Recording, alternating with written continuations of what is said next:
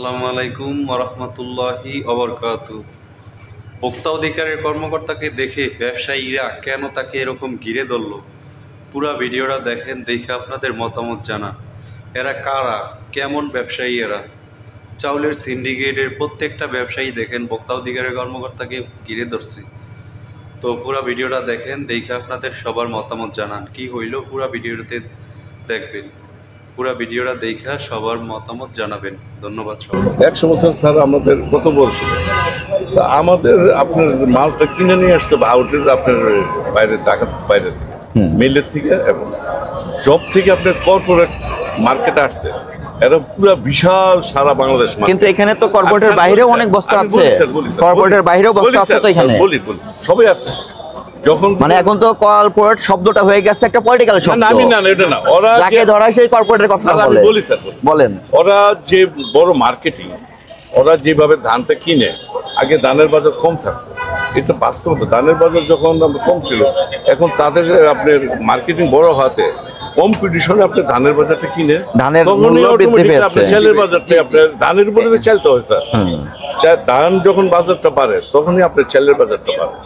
এটা আপনার স্যার আমরা জানি ধানের বাজার বৃদ্ধি পেয়েছে, কিন্তু ধানের বাজার যে অনুপাতে বৃদ্ধি পেয়েছে সেই সমানুপাতিক হারে চাউলের মূল্য বৃদ্ধি পায় না, তার থেকেও বেশি বৃদ্ধি পেয়ে গেছে। না স্যার, এরও ব্যবসায়ী বলেন।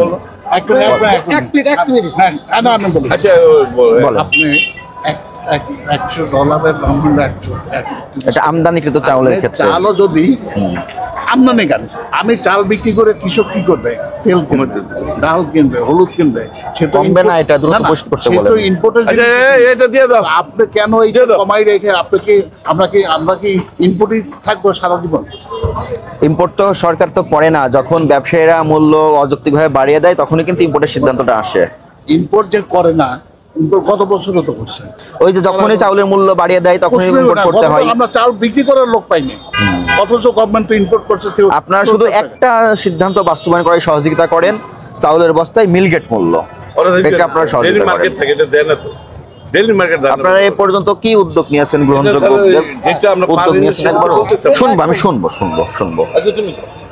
এখন বর্তমান যে রেটটা আছে, আপনার মেল মালিক খবর দেন, এখনো পড়তে হয় না $200 কেন? এখন যদি কিনে আনি এখন $200। আপনারা যেগুলো কথা বলতেছেন, আপনারা যেহেতু ব্যবসা করেন, অনেকে আছে কিন্তু বংশ পরম্পরায় ব্যবসায়ী, এখানে ওনার বাবা করতো বা চাচা করতো, এখন সন্তান করে, এমনও কিন্তু আছে। আপনাদের ভিতরেও অনেক ধরনের ক্ষোভ আছে, তিক্ততা আছে, আপনারা ব্যবসা করেন, অনেক সময় বাকিতে ব্যবসা করেন, এগুলো আমরা জানি। কিন্তু আমরা যে মেসেজটা দিচ্ছি যে মিলগেট মূল্যটা চাউলের বস্তায়, এটা নিশ্চিত করার জন্য আপনাদের সহযোগিতা লাগবে এবং এটা আপনাদের করতে হবে। এটা আইনগতভাবে কোনোভাবে বলার সুযোগ নেই যে ওনারা দেয় না আমরাও নিয়ে আসি না। স্যার আজকাল মেল কিনে দিল 39 বস্তা, আমার চালটা গাড়িটা লইলাম, আমি চালটা বেশিও নাই, ঘরে মেরে গেছে, কালকে হয়েছে 4000 টাকা, আমি চালটা বেশবো কেমনে? এই মিলগেট মূল্যটা না থাকার কারণেই এই ঘটনাগুলো ঘটে। তুমি 4000 দাম চাও কেমনে? যখন মিলগেট মূল্য থাকবে, আপনি যখন কিনে নিয়ে আসছেন, আপনার তো ক্যাশমেও থাকবে। পরবর্তীতে যদি কোনো মিল মালিক আপনার কাছ থেকে মূল্য বৃদ্ধি করে টাকা নেয়, আপনি তার বিরুদ্ধে সুনির্দিষ্ট অভিযোগে লিখিত কমপ্লেন করতে পারবেন। এটা তো সাধারণত ব্যবসায়ীরা করতে চায় না। সত্য তো এটা আপনারা সবাইকে নিয়ে, আপনি মেল মালিকদের নিয়ে, কর্পোরেটের নিয়ে এবং যারা ব্যবসাতে আছে আমাদের নিয়ে বসেন, আমরা তো রাজি আছি। আপনারা শুধু পাইকারির দায়িত্বটা আপনারা নেন, আমরা তো রাজি স্যার। পাইকারি ব্যবসায়ীর দায়িত্বটা আপনারা নেবেন, ঠিক আছে, আপনাদের সংগঠন থেকে। এবং আমি চিঠি দিয়ে গেলাম, আপনারা একটা মিটিং করেন, করে চিঠির কপি সবাইকে দিয়ে দেন। এবং আমার যে বক্তব্য আশা করি আপনি বুঝতে পেরেছেন, ঠিক আছে?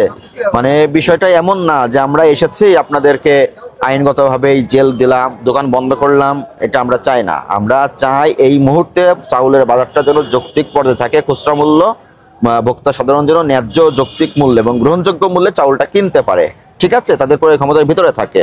চাউলটা তো আমাদের বাঙালিদের বেসিক খাদ্য তো বলি আমরা। তাহলে এখানে যদি কিছু ব্যবসায়ী হাত দিয়ে দেয়, তাহলে ওই ভোক্তাদের যে কষ্টটা, এটা কারা দেখবে? আপনাদেরও তো দায়িত্ব আছে। আপনারা হয়তো চাউলের ব্যবসা করেন, কিন্তু আপনারা তো অন্যান্য প্রোডাক্ট কিনেন, তেল বা অন্যান্য কিনেন না। সবার যার যার জায়গা থেকে দায়িত্ব আছে। আপনারা যদি একটা সম্মিলিতভাবে, যত কমিটি আছে আপনারা যদি সম্মিলিতভাবে একটা উদ্যোগ নেন, আমরা আপনাদেরকে সহযোগিতা করব। আপনারা একবারে পয়েন্ট আকারে দিবেন যে আমরা এই উদ্যোগ নিলাম, মিলগেট মূল্য বাস্তবায়নের জন্য আমাদের এই উদ্যোগ সিদ্ধান্ত নিয়েছি, আমরা এই রেজুলেশন করলাম, রেজুলেশন একটা কপি আমাদেরকে দিবেন, সংশ্লিষ্ট যতগুলো দপ্তর আছে সব জায়গায় দিবেন।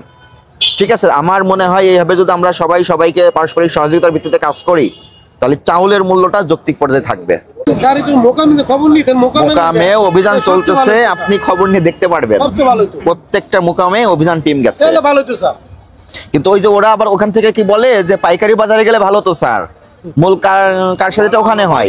এই জন্য আমরা সমন্বয় করে খুব চেষ্টা কম করতেছে, সমন্বয় করে সব জায়গায় যাওয়া হচ্ছে। আমরা চাইলে না বসে আলাদাই করতে পারি। তাহলে আরো 79 জন ব্যবসায়ী আছে, তার ভিতরে এখানে 1 2 3 4 10 15 জন তো আছেই। তাহলে আপনারা তো মেসেজটা বুঝতে পেরেছেন। আপনারা একদিনে কিন্তু শতভাগ সফল হতে পারবেন না, কারণ এই যে জঞ্জাল, দীর্ঘদিনের জঞ্জাল এবং প্রত্যেকটা সেক্টরে এই জঞ্জাল ছিল। আপনারা অন্তত 40% করে দেখান যে স্যার আমরা উদ্যোগ নিয়েছি, আমরা পারতেছি না, আমাদের হেল্প করেন, উদ্যোগটা নেন। আমি বলি স্যার বলেন আমাদের ডাকাইতে খাদ্য ভবনে সব মেইন মালিক এবং ব্যবসা ডাকাইতে বলেন আর কথা বলি অলরেডি ডাকতেছে, নিউজ পাবেন। আজকে আমরা ফিল্ডে আসছি কেন, এই যে একটা প্রতিষ্ঠানকে আইনগতভাবে ব্যবস্থা নিলাম, পাশাপাশি 79টা দোকানের তথ্য নিয়ে গেলাম, আপনাদের মুখের কথাগুলো শুনলাম।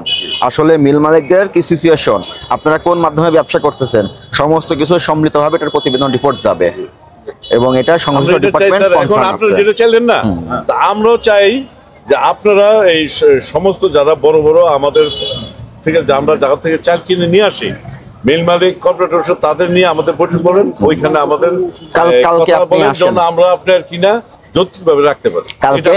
কালকে আপনার নেতৃত্বে আরো উনাকে নিয়ে আসেন, আমরা সোমবার রোববার আমরা ডাকেন না, কালকে আসেন। অনেক বেশি দিন সময় নিলে তো, বেশি দিনে তো মার্কেট থেকে অনেক কিছু হয়ে যাবে না। আমরা কয়েকবার টেলিফোন করছি, উনি টাইম বলছে আমরা জানাবো, উনি কিন্তু করেন না, আর জানাই না। চাউলের মূল্যটা তো বাড়ছেই 15 দিন হলো না, প্রায় 20 দিন 15-20 দিন হয়ে গেল এবং এর ভিতরে কিন্তু 2 বার বেড়েছে। হ্যাঁ 2 বার বেড়েছে না, 2 বার বেড়েছে। আজকে এক সপ্তাহে আমি 4-5 টাকা কিনি, আজকে এক সপ্তাহে এক করে কিনতে মাল কিনতে পারলাম। কোথায় পাঠিয়েছিলেন আপনারা? আমাকে জরিমানা ধরবেন, আমরা লস্তি কিনতে পারবো। কোন চাতালে পাঠিয়েছিলেন? আমি কই দাদা, তারপরে কুষ্টিয়া, হ্যাঁ, তারপরে লেগিয়া ডলফিন কুষ্টিয়া, তারপরে আপনার সবুজ বাংলা বগুড়া, আর অন্য আছে। আমি কেন বুঝেছি স্যার, উনি যদি চাইলে এখন কিনে নিয়ে আসে, এখানে 2 থেকে 3 টাকা লস হবে। এই জন্য কেন লস হবে? ওখানে বাজারে বেশি। আচ্ছা, প্রথম যে মূল্যটা আপনারা কিনেন, এই মূল্যটার প্রস্তাব ওই মিল মালিক আপনাদেরকে করে যে এত মূল্য হলে আপনার কাছে বিক্রি করবো। তখন আপনাদের পছন্দ হলে আপনারা ওই মূল্যে ক্রয় করেন, না হলে অনেক সময় দাম দর কষাকষি করেন। তাহলে এই দাদা যেটা বললেন কুষ্টিয়া, দাদা রাইস এজেন্সি, উনি আপনার কাছে প্রস্তাব করেছে বিগত 15 দিনে 2 বার মূল্য বৃদ্ধি করে। 350টা ছিল 10-12 দিন আগে, কালকে জিজ্ঞেসি 3800 টাকা, আতপা ধরে 20 টাকা কমাইছি, তারপরে গেলাম আর 20 টাকা কমায় দেন, পরবর্তী আবার ফোন দিয়েছি কইছে দেন 3800 পড়বো, 20 টাকা কমাইছি, এটা পারতাম না। আপনি একজন সম্মানিত ব্যবসায়ী, আমি বলি আপনি একজন সম্মানিত ব্যবসায়ী, আপনি কেন তার হাতে পায়ে ধরতে যাবেন? আপনি আইনগতভাবে তার সঙ্গে কথা বলবেন। শেষ করতে দেন আমাকে। এই দাদা আপনার সাথে যে ঘটনাগুলো ঘটিয়েছে, দাদা রাইস এজেন্সির নামে আপনি সুনির্দিষ্ট করে লিখিত একটা বক্তব্য তৈরি করে সাবমিট করেন। সব মিলি ভালোভাবে বললে হয় না, আইনগত বিষয় বোঝেন না, আইনগত বিষয় বোঝেন না, মানে ওনাকে চাউল দিবে না। একটা উদ্যোগ নেন, আপনি যে দাদা রাইস এজেন্সির কথা বললেন, আপনি তার বিরুদ্ধে